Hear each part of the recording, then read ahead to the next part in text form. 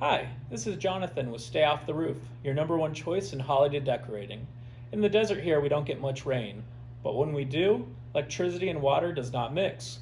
GFCIs trip, so the easiest thing to fix your lights after the rainstorm is to reset your GFCI, have no indicator lights on your timer. If there is an indicator light on, you'll see the blue indicator light. Just deselect that button and allow the lights to dry out once the rain has stopped. After about 6 hours, the lights should be dried out and you want to reset your timers. You hit one single button.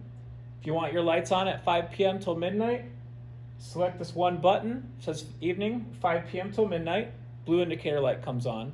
If you want it to go all night long, select the button below it also. That goes from 6 p.m. until 6 a.m. Both blue indicator lights set. We'll turn your lights on earlier at 5 p.m. since it does get dark earlier. That's it, and hope you have a great holiday season.